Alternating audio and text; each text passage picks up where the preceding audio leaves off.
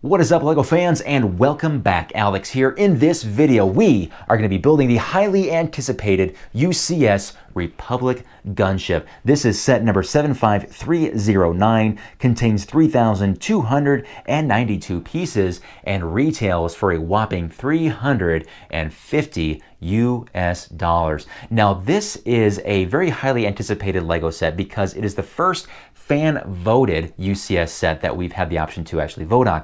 Back in the day, LEGO gave us 3 options, and this one won in a landslide. A lot of clone fans out there, and hey, why not? It is a very sweet looking ship. What we're going to do, of course, is do a time-lapse build of this thing. We'll do a review, and also I'd like to do a size comparison with other UCS sets that I have here in this room, which also presents another problem. This studio is where I've moved all of my UCS Star Wars sets, and there is not a lot of room here right now, and this thing is very, very big, so I'm not sure how this is all going to work. But regardless, the show must go on, so let's go ahead and get started.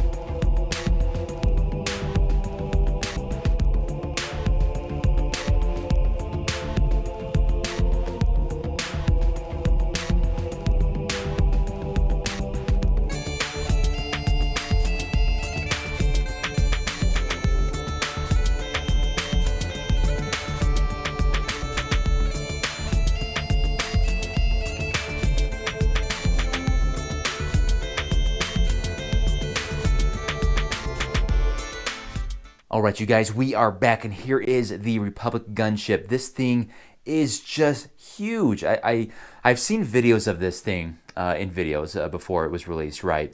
And thinking, hey, that looks pretty big, right? But unless you're actually seeing it, you know, physically before your eyes, it's hard to really appreciate the sheer size of this thing because its wingspan alone is near 29 inches. A lot of great detail. Now, when you get a model this big, it really gives the designer a lot of freedom and ability to put a lot of great details in this thing. And now the color scheme of this thing reminds me a lot of the UCS A-Wing. Those maroon colors, the white color. The only difference here is this thing has a little bit of the lime green in it a little bit, which really helps make it pop, I think. But look at these wings. I love the texture of these wings. I love how they have the angles going on here. Very smooth, very clean look on it all the way up and down. And also, one of my favorite things about this is how they got this angle on the front here. So we have these 2 cockpits towards the nose of the vehicle. And look how clean this is, this angle right here, as it goes up and down this. I thought that the designer did a fantastic job of making that so smooth, so seamless all the way up and down the nose. So with UCS sets, they don't really have a lot of moving parts, and if they do, they're very simple. Now this thing has some moving parts, and here at the top here we have these rotating cannons here, and you move one, it moves the other one in the opposite direction. There's no knob anywhere externally on the vehicle that moves those. You just have to move them with your finger like so. You do have these large bay doors here on the side. Now if you're not familiar with the vehicle, you would say, well, the door is open, we need to close it, and you would start to pull it closed and it's not going to go. No, this actually moves towards the back right there. Now we actually can move this gunner seat right here into it as well, so we can load and unload those things. Let's put it inside there and we can move it like so. It kind of goes behind the door a little bit. Not the best fit, but I like how these do come out, rotate back and forth a little bit. These gunner seats are pretty slick looking, I will say. And then we close that door here in the back. A really nice, smooth movement here on the back. I think they did a fantastic job. And on the rear of it, we do have, of course, the bay door here that closes actually pretty well. Let me see if I can actually get that to close. Nice and snug there. There we go. A few other small moving parts here. These guns here at the front that rotate pretty well. They are pretty sturdy too. I don't think you can break these off if you move it too far on that side, but they're easy to pop right back in there like so, and then they're good to go. And then of course there is one here on the back. Now this one on the back here, if you play around with it too much, it does break off like so, and that's a little annoying. So it's a little easy to just snap off right there. So that one you don't want to move around too much, but overall it's still pretty good. The cockpit does open. You can pop these open like this. On both of them, and pop these up right here, and we can see the inside of these two cockpits. The rear seat here does, or these seats do move back and forth, a little bit of recline action. Now they say this is obviously not to minifig scale. I mean, here is Mace Windu, our minifigure, and I think if the minifigures were twice as big as they are, giving them 2 inches, I think that would be more applicable to the scale of our gunship. Another nifty feature about this gunship is that it doesn't have to be on its display stand to be displayed. It can actually just sit right here on its belly, adding to the, dare I say, the playability of this, a UCS set with playability. So you can fly it around, rescue your stormtroopers, and land it right there just like that. I did briefly want to mention this display stand because it's very simple in its design, but very effective in holding up this massive heavy UCS set. This white element right here goes into the hole right here towards the back of the belly of the beast. Now I'm going to grip this thing as hard as I can here and lift it up and demonstrate how to put this thing on here. Now let me see if I can find that hole. There we go. And set it down. There we go. Now once it's on the display stand, it looks like, well, it is angled downward as if it's in flight, and I like that they did that with it. Now if you start to lift it up on the front here, you'll notice that just gravity is holding it down. So be very, very careful. As I start lifting it up, it will fall off the back there and cause you some trouble. But once it's on here, as you can see, it's very, very sturdy, so a very simple yet effective design. Now, as far as stickers go, this thing had a couple sticker sheets, one of which is going to be the plaque. That's always a given with these UCS sets. But I thought there was a good balance of how big this is and the amount of stickers on it.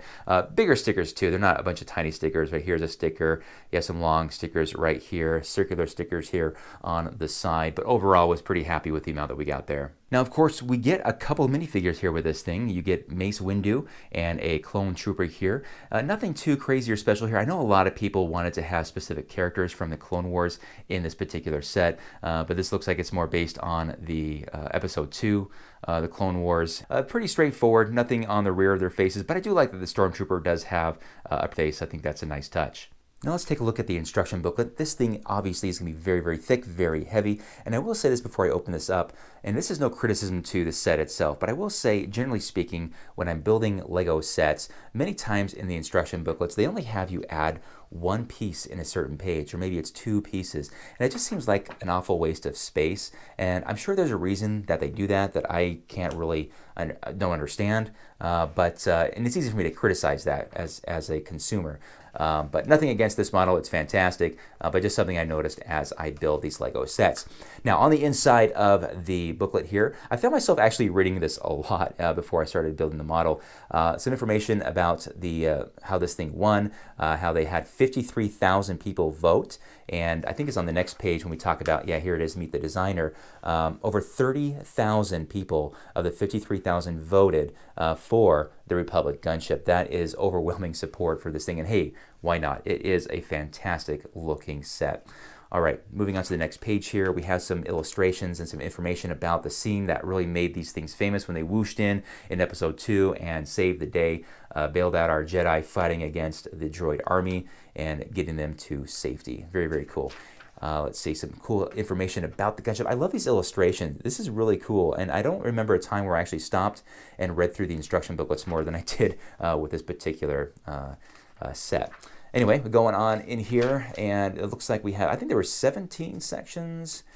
Yeah, here it is, 17 sections all in all to get your gunship fully completed. Build time between 5 and 6 hours for Josh and I to get this from start to finish. So just for fun, I have the gunship and the UCS Imperial Shuttle out for comparison as far as size goes. Now, first off, look how big these things are. Just these two sets take up this entire folding table of mine. It is just insane. Now, I thought when I got the UCS Shuttle, I thought, man, there's nothing that's going to beat that thing's wingspan. It is just crazy. But I'm going to put these things back to back here, and you're going to see something just absolutely bonkers. But the wingspan of our gunship here actually exceeds the wingspan of our shuttle here. So let me kind of go here. I don't know how well you guys can see that, but the wingspan of this thing actually kind of goes over the side of the table a little bit, and our Imperial Shuttle doesn't quite reach. Now, if I took the Imperial Shuttle's wings and I cranked these back here and made them stick straight out, yeah, it would beat the gunship, no problem. But that would be cheating, right? This is the way it's supposed to be set up. So there you have it. Some great, both wonderful UCS models here, and but it really kind of gives a good perspective of the wingspan and sheer size of this gunship.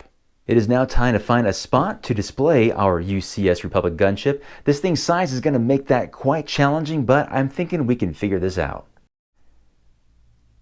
Good news, you guys. I was able to find a way to not only display the UCS gunship, but display it in a way that it actually looks pretty good. So here it is in the corner of the studio. Even have it on an angle so that it's easier to see with that plaque right there. My secret in making this all work was I pulled out these tables about 4 inches away from the wall, and that gave me a lot of extra space to work with these larger models on this level here as far as angling them so that they all fit and play nicely together. So here is the Republic gunship, looking pretty darn sweet. Yeah, it overhangs off this a little bit, so hopefully nobody snags it with their pocket.